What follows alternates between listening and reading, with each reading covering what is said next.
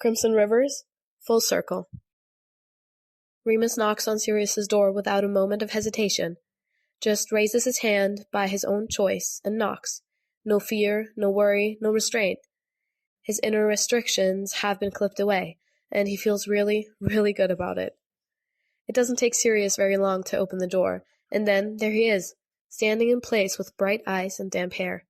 He looks more rested than he has in days, though the bruises under his eyes from the lack of overall sleep remain, even if they've faded a bit overnight. He's gorgeous, of course, and the first thought Remus has is that he would like to kiss him. This is probably rude, honestly, but the thought persists anyway, wild and defiant and wanting. No, hello? Get it together, Lupin, he thinks. But in his defense, he now knows what it's like to have Sirius's mouth against his own. His lips are so unbearably soft. Remus is obsessed already after one kiss. Hi, Sirius breathes out, fidgeting with the doorknob mindlessly as he looks right at Remus with a flush steadily rising in his cheeks. Hi, Remus responds, lips curling up. I've been up, awake. I just had a shower. I wasn't avoiding you, Sirius blurts out. Remus arches an eyebrow. I didn't think you were. Why would you be avoiding me? Do you remember last night? Sirius asks, his voice strained. Sirius hums, lips. Remus hums, lips twitching again. Last night.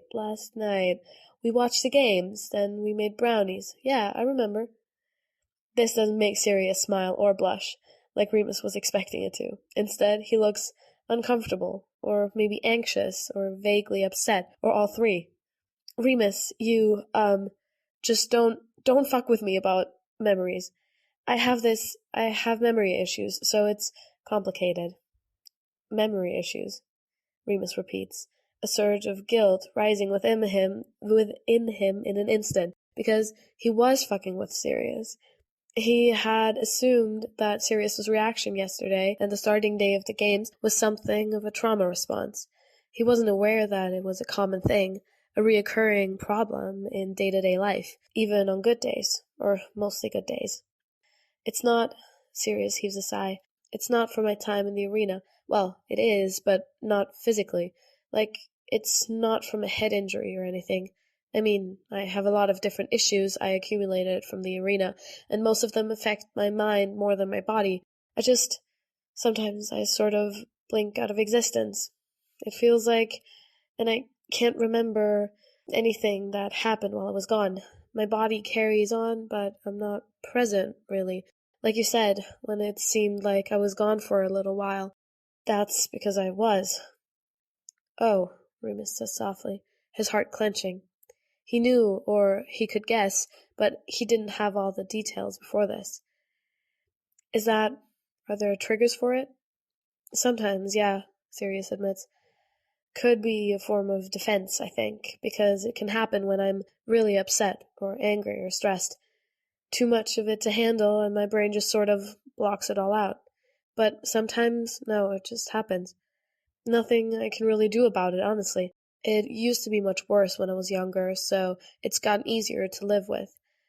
But it's still, it's never going away. You don't get the memories back? Remus asks. No, never, Sirius tells him quietly. He takes in a shuddering breath and starts fiddling with his shirt. My memory is pretty shit. It's really spotty, especially before the games, and I barely remember my first year after the games at all. The games themselves, of course, I remember them every single second, which is just, he scoffs, the one thing I'd like to forget, and it's what I remember the most. Remus grimaces. That's fucked up? Bad luck? Yeah, I know. Sirius tosses up a hand, looking agitated, and he has every right to.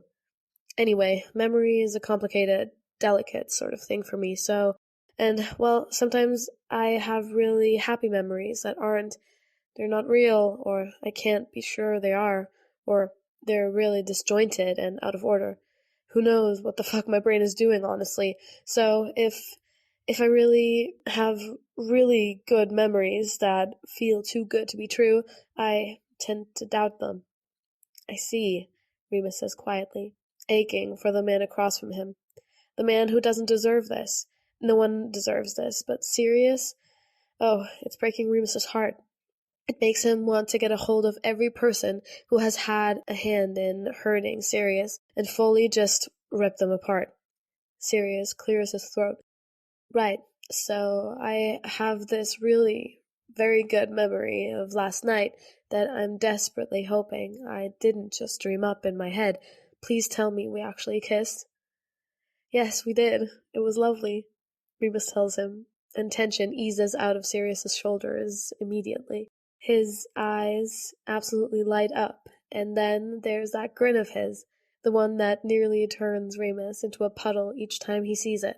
As sad as it is that Sirius had to ask, it's sort of sweet that he gets to be this happy about it a second time. He was this visibly happy the first time, too. Brilliant, Sirius declares with genuine delight, like he really is an outside audience having a thrilling theory confirmed and ceaselessly pleased to be right about it. Remus has never seen something so simultaneously tragic and adorable all at once. Sirius gives him a playful, sultry look, and perhaps his smolder is meant to be a joke, but it looks unfairly good, actually. Was it as good as I remember? It was exactly as good as you remember, Remus assures him, amused when Sirius grins wider and pretends to bow. Thank you, Sirius says grandly, as if he's winning an award and giving his acceptance speech. I'd like to thank Mary McDonald, my pillow, the side of my hand, and James Potter's cheek that time I licked him to assert my dominance and stake my claim when I was 13, and Zachary Zilloway dared to call James his best friend. Oh, he really did have an acceptance speech, this idiot. Remus huffs out a weak laugh and covers his face with his hand, so helplessly smitten that it's pathetic. You licked him? Like a dog, just right up the side of the face, then stared directly into Zilloway's eyes until he was so uncomfortable that he literally just left, Sirius says cheerfully. And what did James have to say about this? Remus asks in amusement as he drops his hand. Sirius chuckles. He thought it was hilarious. Of course he did, Remus says. You're both ridiculous. I believe his exact words were, "Oh, just piss on me next time, why don't you?" And then I told him not to challenge me because I absolutely would. And then he dared me to do it the next time, and I would have, mind you, but Zilloway just got a new best friend a week later. James says he was unfaithful, but I like to think he knew I had defeated him, Sirius explains with a shrug. Why does that not surprise me? Remus mutters. In my defense, I was only 13. Sirius's smile slips a bit, his eyebrows furrowing. Then he frowns. I think. Or maybe 12? I don't really... I know we were young. I do know that. It doesn't matter, really. You get my point. Remus offers him a gentle smile. I do, yeah. He pauses, then takes a deep breath. Can I ask? If you're uncomfortable talking about it, of course, we don't have to. No, it's fine, Sirius clears his throat. Ask away. It's just, Remus trails off, trying to figure out how to word what he wants to say. Well, what would you like me to do when it happens? I mean, you just carry on as usual, so I suppose I'm asking how you'd like for me to help. Sirius blinks. Oh, well, I don't know, honestly. Before you, no one ever realized I was gone. Because, like you said, I just carry on, so it's hard to notice. Okay, Remus says. If there is anything you don't want me to do, you can tell me that as well. I wouldn't do anything anyway, really, but you get my point. Yeah, I know. It doesn't bother me, Sirius tells him. Obviously, it bothers me that I'm just forgetting shit all the time against my will, but that's not what I meant. It doesn't bother me that it happens around you. Or however you respond to it. I trust you. He says it so flippantly, so casually, like it's a fact that's set in stone. One everyone should know already, not even a big deal. He clearly doesn't seem to think it is a big deal at all, not even batting an eye about it. like he's known it forever. Remus feels his heart swell until it almost hurts, like it might fucking explode. He's not aware of how he's going to reply to this until the words are already tumbling from his mouth in a breathless rush. Please tell me you've brushed your teeth already, because I would very much like to kiss you again. Sirius breaks out into a grin, stifling a laugh, and then he reaches forward to grab Remus by his collar and slowly, oh so slowly, reels him in. He teases, "You're in luck. My teeth are, in fact, brushed," and then tugs Remus in a kiss to prove it. There's no hesitation this time. Sirius goes for it eagerly, like he wants it just as much as Remus does. He cups Remus's jaw and winds his other hand into Remus's hair, kissing him and kissing him and kissing him so deeply that Remus sort of loses track of everything, honestly. Anything that's not Sirius in his arms and Sirius's mouth against his own just does not matter. Remus pulls Sirius closer to better feel him, and he's just perfect.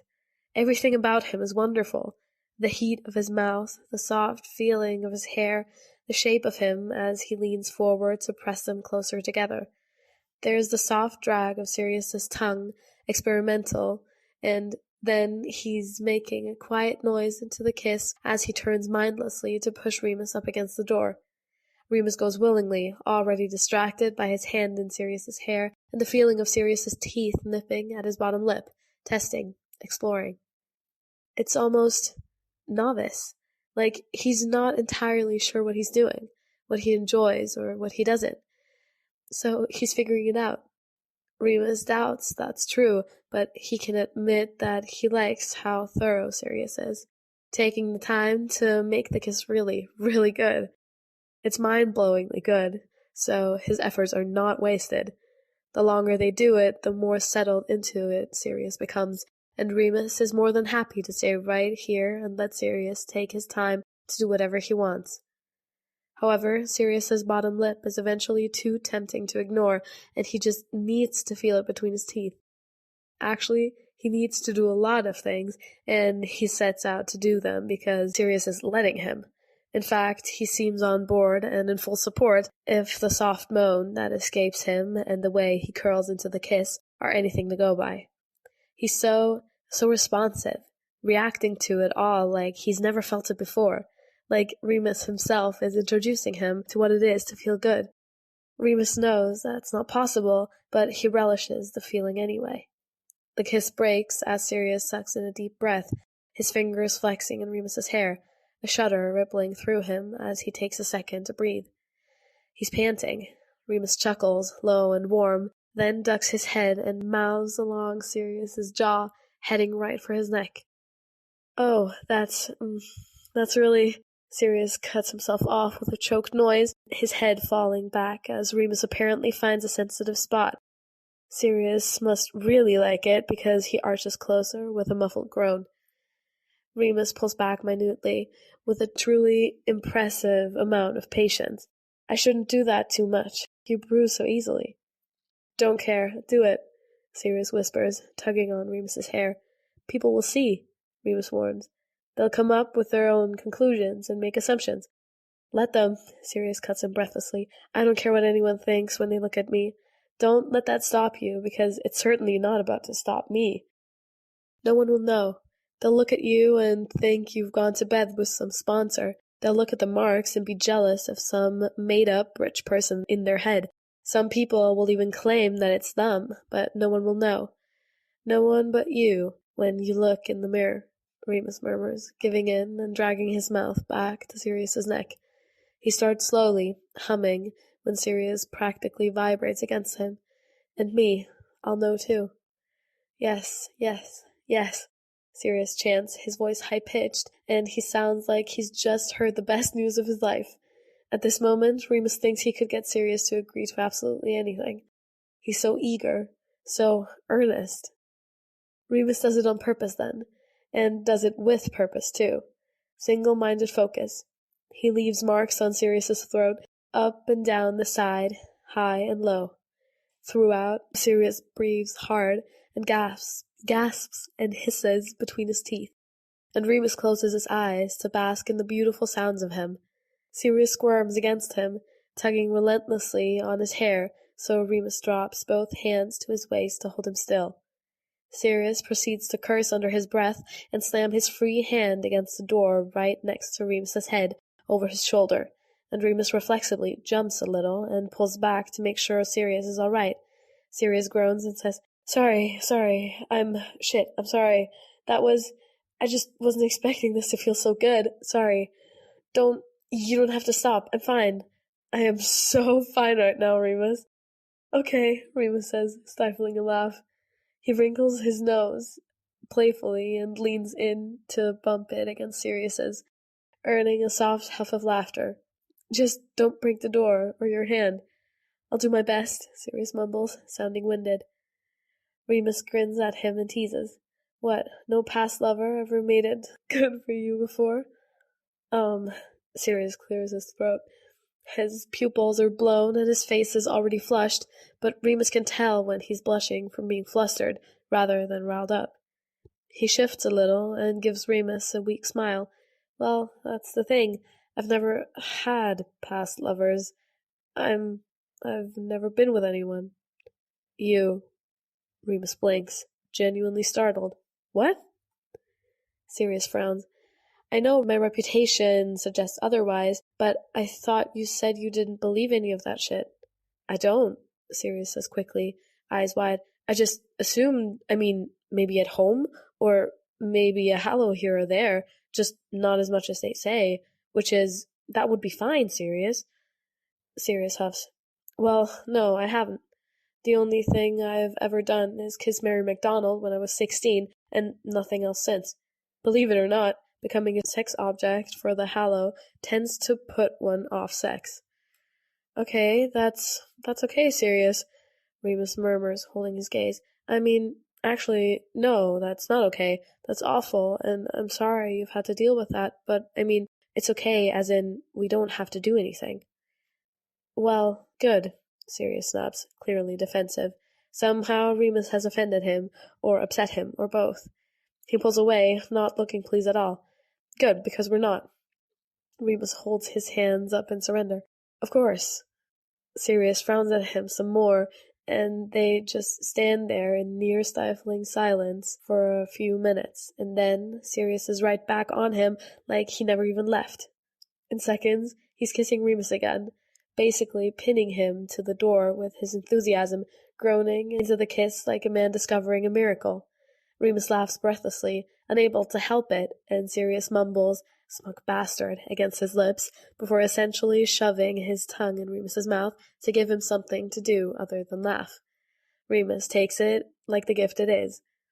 They're still going at it, rather thoroughly, too, when a yelp makes them both split apart to see Pandora clapping her hands over her eyes as she half turns away. "Oh, I was just going to wake Sirius. I'm sorry." "It's fine." Remus clears his throat and straightens up. "Really, Pandora, you're fine." "I made breakfast," Pandora says weakly, still not uncovering her eyes. Her lips curl up. "Sorry to interrupt. I wasn't aware that you two had, made it to this point." "It's a new development," Sirius mumbles. "Well, that's lovely," Pandora declares cheerfully. "I'll just go then. Leave you two to your development. Right, excuse me." "Thank you for making breakfast," Remus calls after her gratefully, and Pandora just waves over her shoulder with a quiet giggle as she disappears up the hall.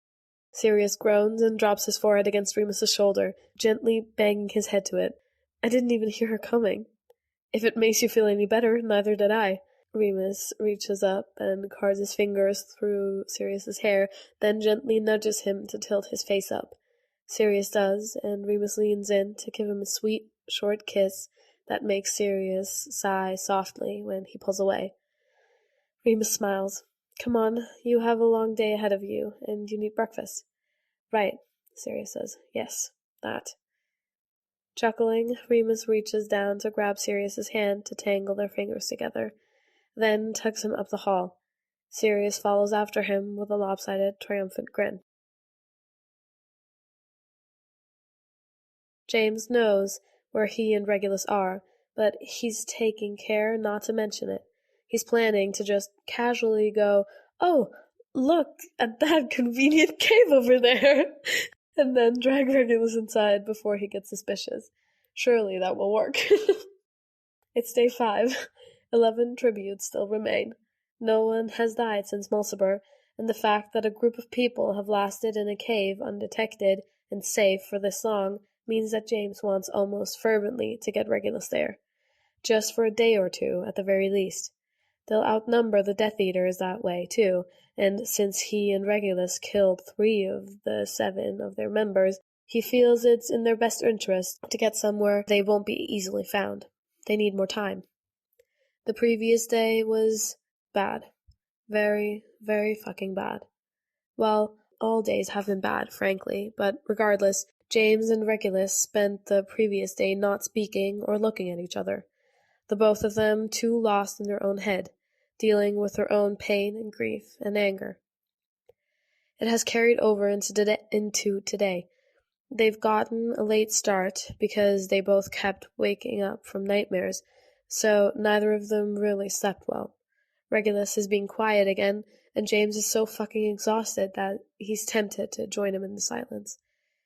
It suddenly feels like the hardest thing to do to crack jokes and find things to talk about. Regulus has shut down, and James would swear that some inner light in himself has gone out. Still, James meant what he said to Sirius last night. They're still here, and they're still trying, and the plan is still the same. James is getting Regulus through this, and nothing is going to stop him. There is no force in this world that could stop him at this point. Really, it's his most driving motivation now, especially inside the arena. It's the one thing that keeps him going when he wants to sit down and just weep. In a way, James wants to thank Regulus for that, because even now, even here, James is finding comfort in him, purpose, hope. Without him even knowing it, Regulus is giving him something to live for, to fight for, simply with every breath he takes. In just knowing that, and experiencing the arena, James is starting to learn things about himself that he never really stopped to think about before. For one, he's a caretaker. He likes to take care of people.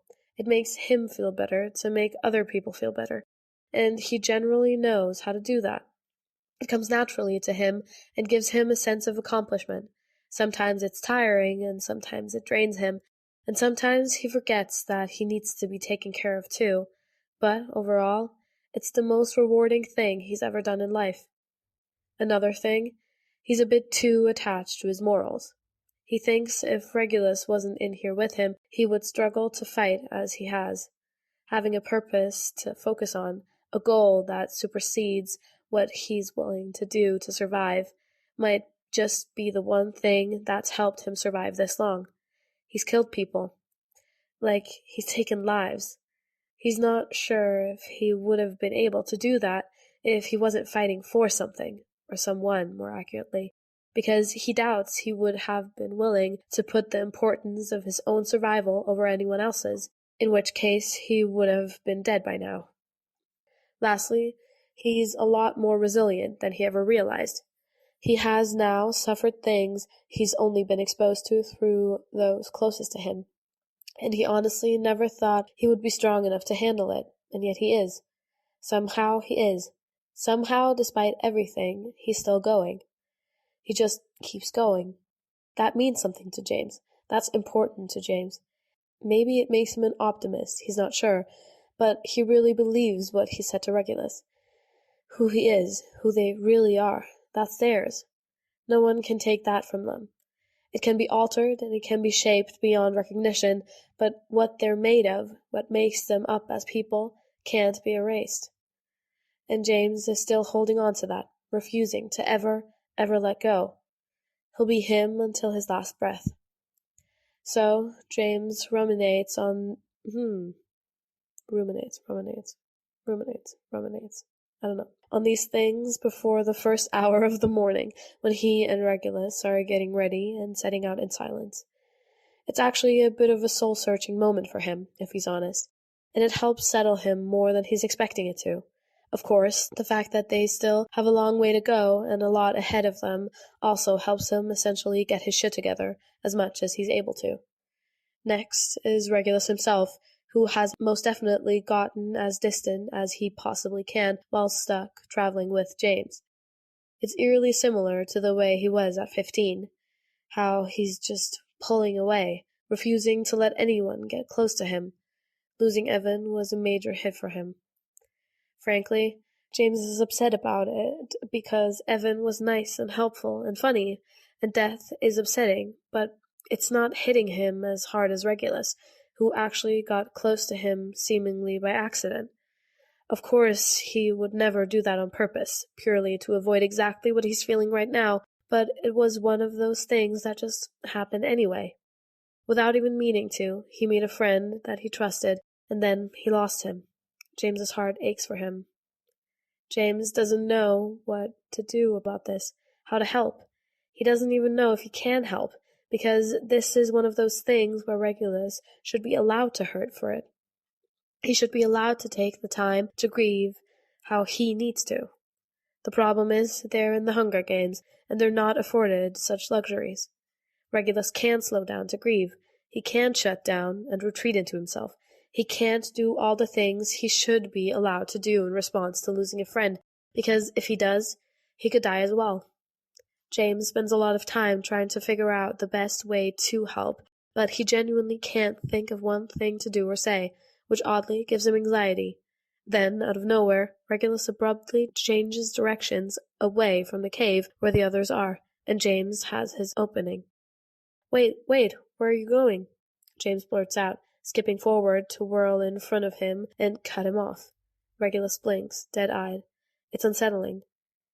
That way? Why? James asks, baffled. Because we can't keep going that way, Regulus says slowly, like he's talking to an idiot. He points in the direction they were just going in, the direction James really wants them to continue going in, because they're so close now. It's not smart. We'll just loop back around, and eventually we'll run into the Death Eaters if we keep going. James purses his lips. You don't know that. Yes, I do. This place is a circle, James. The woods wrap around in a ring. How do you know? Have you completed a circuit? Regulus huffs, looking offended. No, but I don't need to. The Crimson River wraps around the cave, and the entire forest wraps around the Crimson River. It's just common sense. You think you're so smart, don't you?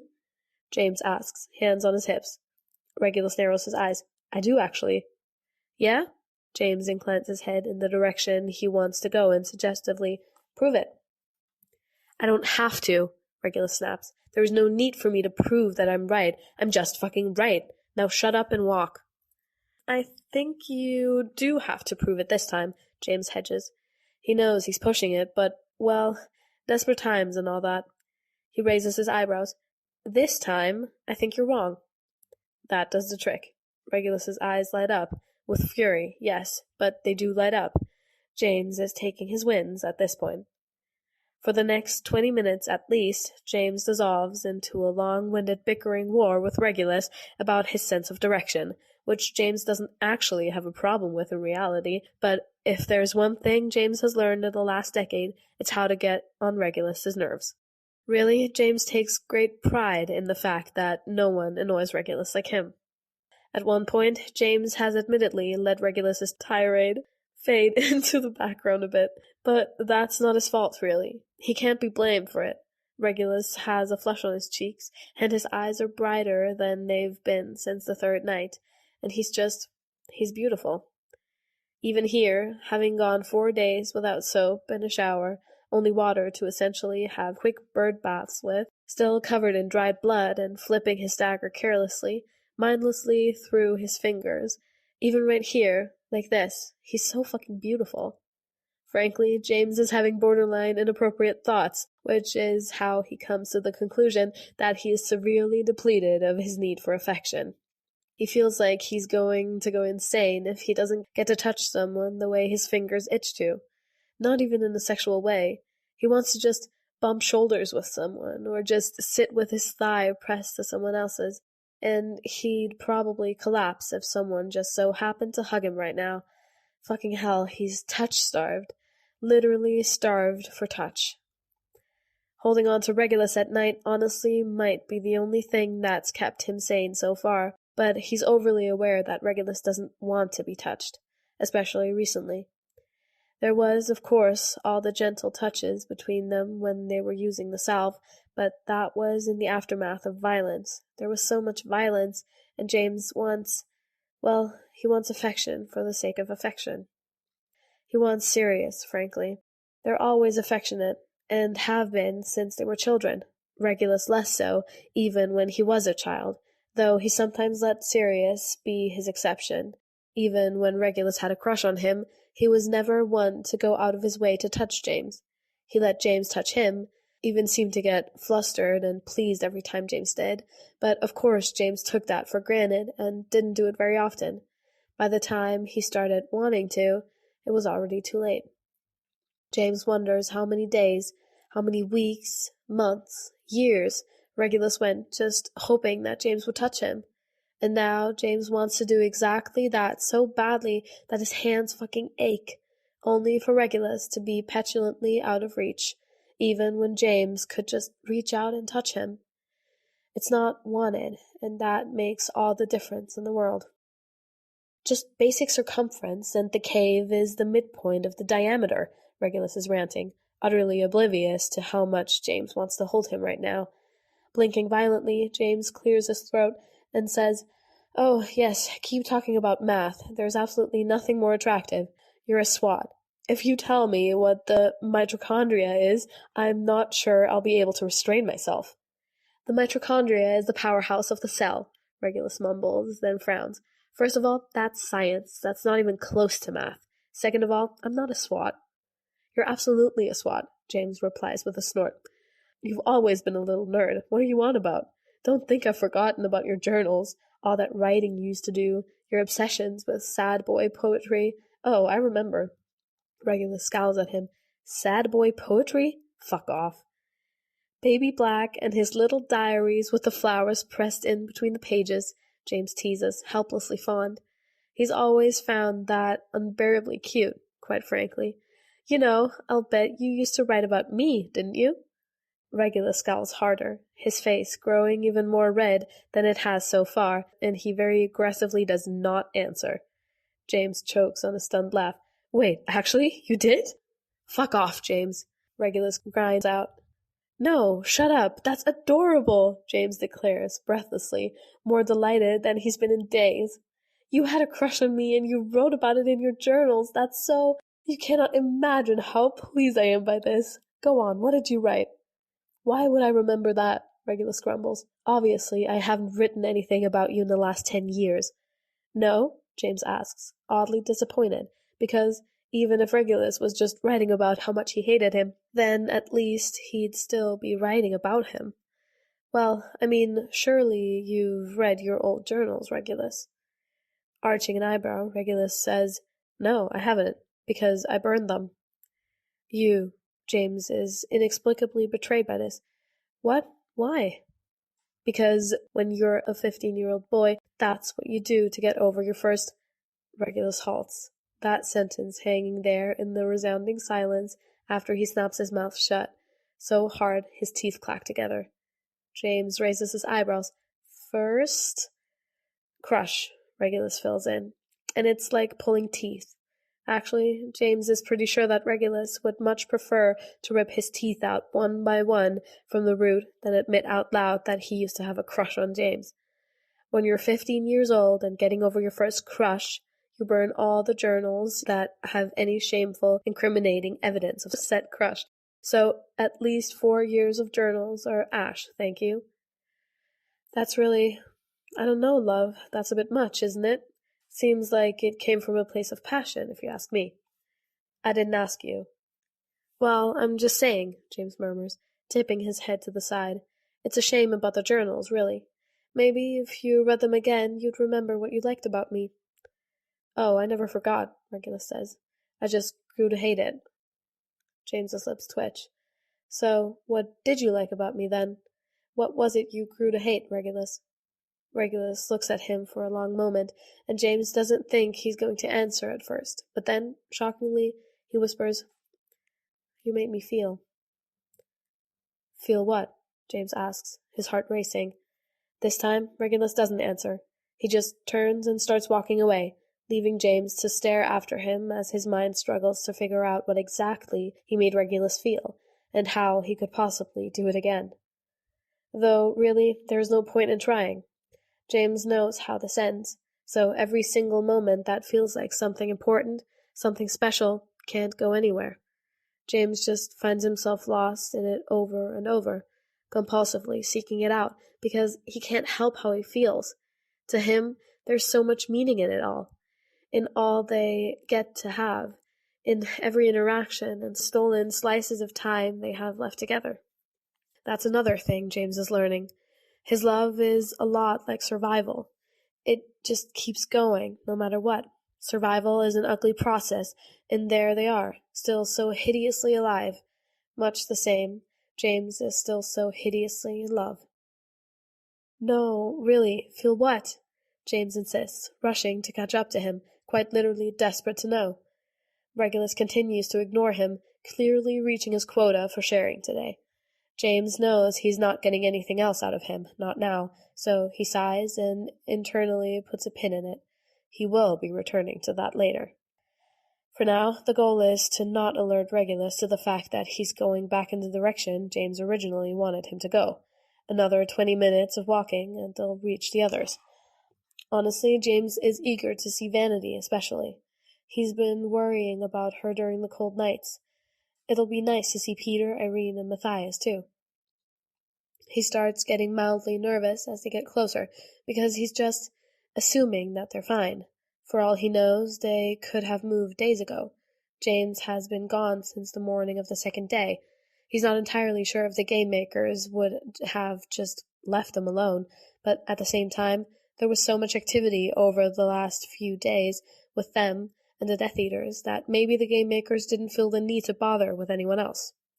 The viewers can only watch a few things at one time. The game makers wouldn't want to overwhelm them with too much too quickly. Sirius did mention that fact and how it might be used to their advantage, so James is hoping that the others are safe at the moment and still where he left them. As they draw closer, James really hopes that's the case, because there's rustling in some bushes that makes him and Regulus both freeze. They both have their weapons raised and at the ready in an instant, always a little bit on edge now. Just this persistent paranoia and preparation to fight. Regulus is closest to the bushes, and he moves even closer in complete silence, his dagger held in his hand. The bushes rustle harder, and then a form comes bursting out of it, which Regulus responds to immediately. In seconds, he's sweeping whoever it is off their feet and crouching down to put his dagger to their throat, cutting off their sharp yelp. "Peter?" James blinks, then brightens. "Peter!" "James?" Peter asks, his voice shaking. "Hey!" James says cheerfully, rushing over to beam down at him. There are discarded mounds of fur on either side of him that James is pretty sure he had in his hands. Animals from traps, no doubt. "Oh, collecting food?" Peter makes a quiet noise of pure terror. Yes?" "All right?" James asks with a frown, and then it belatedly hits him that Regulus is still pinning him to the ground with a blade to his throat. James's eyes bulge, and he dives forward to quickly peel his wrists away. "Fuck's sake, Reg! It's just Peter!" "Thank you," Peter wheezes, shakily pushing himself up. He blinks at them, taking a deep breath as he reaches up to press his trembling fingers to his throat. Nearly dying aside, it's brilliant to see you, James. We've been worried." "I told you I'd be back," James informs him with a grin. He can't actually remember if he promised that or not. Not anymore, because it feels like a lifetime ago now. But, well, it feels like something he would have said. "Is Irene and Matthias here? I send them this way." "Yeah, they're here," Peter confirms, nodding as he reaches out to gather what he dropped. Abruptly, Regulus launches to his feet and stalks away without a word, making James stare after him. Peter blinks and then looks at James in visible confusion. "Just, give us a second," James mumbles. "Having a bit of a domestic?" Peter asks wryly. James heaves a sigh. "You have no idea." Regulus is going to kill James. Considering his current setting and situation, this isn't an ideal threat. He hasn't heard a cannon in a while, and a part of him is itching for it, signaling that he's closer to the end. James being dead, one step closer. Oh, Regulus is absolutely going to murder him. Just take out his dagger, put it to his throat, watch the way he gets that look in his eye every time. A gleam, a twinkle, that arrogant, self-assured confidence that Regulus could smother right out of him by sliding that blade slowly, so slowly, across his throat until blood bubbles up. And maybe James's breath would hitch. Maybe he'd moan. Oh, I'm fucked up, Regulus mutters under his breath. Lovely. He's gone fully mental, so exposed to violence that it's even starting to blend with sex. Growling under his breath, Regulus stomps further away into the forest, his whole body itching. He's angry, yes, and also reluctantly impressed that James managed to guide him here purely because he knows him so well, knows exactly what buttons to push. Oh, Regulus hates that he fell for it. James fucking swindled him into this. A manipulative prick. Regulus comes to a halt, taking a deep breath before slowly releasing it, dagger in hand and ears straining as he listens for sound of any possible approach. Reflexively, he glances up to scan the trees. He always thinks to look up now. Evan is never there. For a moment, Regulus lets his eyes drift shut. Things have been difficult. He's been feeling like he's moving underwater since Evan died, since James killed Mulciber. Fussing at James earlier sort of felt like resurfacing for a bit, which he hadn't seen coming. He'd thought he was appreciative of how muffled everything had gotten, like it was all coming from a distance, and he was left in a fugue state. He's been on autopilot, but only in the sense that the plane has been crashing in slow motion. Shutting down, as it turns out, isn't quite the simplest thing to do when he's overly aware that doing so could kill him. It's like his survival instincts were at war with the feeling that he was already dead inside. So now, he wasn't expecting for it to feel good to just be for a moment. Like coming up for air he desperately needed, even though he didn't even know he was hoping for it. Just hearing the sound of his own voice, the life in it, left him feeling less disoriented. Hearing James's voice, seeing his smile, feeling the warmth of his gaze, well, strangely, it turned out to be the most comforting thing to happen to him in a while. Which is a shame, because Regulus is going to kill James. In a moment, whenever he catches up. Regulus doesn't doubt that James is going to follow him, even with his stupid allies within range. It's sort of nice being alone for a few minutes, though.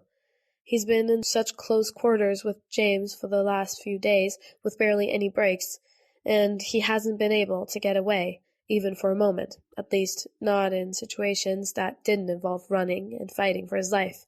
And that's been suffocating him in its own way. Which is bewildering, because how can James be both a breath of fresh air and the sensation of being smothered? Regulus he needs one moment. He gets it. For longer than a moment, even longer than two, Regulus is left completely, entirely alone. At first, it's good. He breathes. He takes the time to just breathe, inhaling deep and exhaling slow. His mind is empty, wiped clean, and for a bit, he's completely calm, just sort of existing, really. And then Regulus looks around. He's careful about it, making no noise as he swivels in place, looking for something. It takes him an embarrassingly long moment to realize that, no, he's not looking for something at all, but rather someone. James. Less than a minute without him, and he's searching for him. There is a creeping sense of doubt crawling through him that maybe James isn't going to follow him. He's found his allies, hasn't he? Maybe he's done with all Regulus is indirectly and sometimes directly, yet indisputably responsible for putting him through. Frankly, if Regulus could cut himself loose and get away, he would the first chance he got, all while saying, good fucking riddance. Swallowing, Regulus stands in place and feels ridiculously small, like a lost child unsure of how to find his way home, fumbling in the dark, desperate for some light. Then, like the living embodiment of the sun that he is, James breaks through the trees with his hatchet in hand and a wary yet determined expression on his face. Regulus hears a tiny, quiet exhale of relief that escapes his own lips and hates himself for it. James, of course, is clearly expecting an argument, but it's obvious from his demeanor that he's ready to put up a fight. Regulus, of course, is absolutely going to argue with him, just as soon as he shakes off the urge to go over and crawl into his arms and never leave them again. Why is he having heart flutters now? James hasn't even done anything. He's just there. Yeah, Regulus is going to have to kill him. I'm going to kill you, Regulus announces. Listen, no, absolutely not. Just hear me out, yeah? James says, his voice strained. He moves closer, almost cautiously. You remember when you said you would think about it? Regulus glares at him. I haven't exactly had the time to do much thinking about it, have I? No, maybe not, but you don't need to, James tells him. Reg, they are secluded and safe. With them, we outnumber the last 4 Death Eaters, and maybe we can actually do something with that. The Death Eaters have a place to go back to, and they move in numbers, don't they? That's because it's smarter. Yes, and look where that's gotten them, James. Having numbers and a base claimed isn't the reason they lost 3 already. We're the reason, so don't even try it. I know, Regulus murmurs, because he's very aware of what he and James have done. It's imprinted on his brain. There's a steady source of water, and they have plenty of traps set up that actually catches things, James continues in a rush, shaking his head. They've insulated the cave to be warmer, or so Pete says, and you can burn a fire in there without drawing attention. Irene and Matthias are fairly good fighters, and even Peter can throw a punch, so it's not like they're all helpless. I mean, even Vanity is willing to beat the piss out of someone if she has to. I've seen it. She really had a go at Peter when we first showed up here, you know? And they've survived for days, Regulus. Days. So we can too. James. And I know you're worried about the Death Eaters because there's no doubt they're looking for us, and they have weapons, but apparently the others are working on a way to get weapons for themselves as well, and I think we should help them. I don't trust them, Regulus snaps. James hesitates, then heaves a sigh. All right, fine, you don't trust them, and I'm not asking you to trust them. You trust me, don't you? No, Regulus mutters. What? No? James splutters incredulously. You better be lying, Regulus Black. If you don't trust me after all we've been through and all we've done together, then... Regulus arches an eyebrow at him. I don't trust you. I don't trust anyone. Better that way. That's not true, whispers a sinister voice in his head, and it makes a lump form in his throat. It's right, because Regulus trusted Evan, and it got him killed. Regulus trusted him, and he's dead now. Gone. Regulus killed him. Regulus... Oh, for fuck's sake, James says, sounding exasperated. He reaches up and shoves his hand through his perpetually messy hair. That's shit, and we both know it. But sure, fine, stick to whatever suits you. Clearly you don't need to trust people to tolerate them, considering you've been with me for the last few days, so just do the same thing with the others. They really do have a plan to get weapons, and they'll need help, so I think we should help them. The Death Eaters will be easier to stop if we have help, Regulus. And you can't deny it. I'm not denying it. I'm asking, and then what? Regulus declares, raising his eyebrows at James, who falls silent. Go on, James. What's next after that, Say we do handle all the Death Eaters, and then it's just us and Juniper out there wherever she is. What do you expect to happen? Are we all just going to play as pacifists until what? James doesn't say anything. He swallows, a strain around his eyes, and Regulus knows he's upset. Turning on each other isn't an isolated event only the Death Eaters know about, Regulus continues firmly, refusing to back down about this. Maybe it's harsh, but it's reality. What do you think is going to happen when this little group is all that's left, especially if they have weapons? They're not... I know you think you're a good judge of character, James, but you're really not. You just see the best in people, and out here, that doesn't mean anything. Well, maybe you see the worst in people, James snaps, clearly agitated about this entire subject. And maybe that's necessary in a place where the worst is dragged out of people no matter how hard they fight, Regulus replies calmly. Oh, calmly, fuck, whatever. Gesturing around to encompass the entire arena as a whole. James gets his point. I need you to think about this, all right? Really, properly think about it. Best case scenario, we help them get weapons, and they help us deal with the Death Eaters. Let's say, by some miracle, we all manage to survive. And then what? How long will it take before all water sources dry up and all the animals disappear so we have no way to survive other than fight? James presses his lips into a thin line. Regulus? I know you hate it, Regulus says, his voice softening, because he can't help it. I just need you to really think about this. Yes, maybe it's smart in some ways, central to the present, but the future? It's a risk. A really big risk. I know that, all right? I do, but James heaves a sigh, his shoulders slumping. Maybe it's my bleeding heart, but I care about them. I want to help them, and if they help us at the same time, then brilliant. Let's compromise. Compromise, Regulus muses, raising both eyebrows. Yeah, we meet halfway for a solution we both can feel comfortable with, James explains, as if Regulus might not know the meaning of the word. Regulus does, even if he's never actually done it. My parents do it all the time. Regulus purses his lips. Yes, well, they're married, James. Well, in another life, don't. James grins, his eyes sparkling. You already know, so I don't even have to. So, compromise? I'm not very good at compromising, I don't think. Have you ever done it? No. Why does that not surprise me? Regulus rolls his eyes. Shut up. My solution is that we leave and keep moving. That's not even close to a compromise, James mumbles, looking baffled.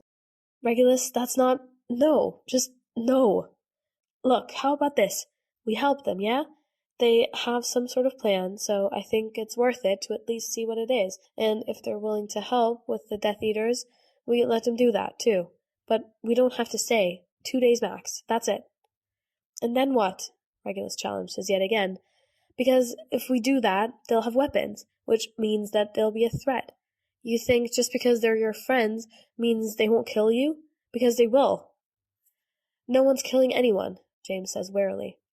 We're quite literally in an arena to do exactly that, Regulus reminds him, and it makes his chest go tight to see how tired James looks as soon as he said it. What are you going to do? I mean it, James. What are you going to do?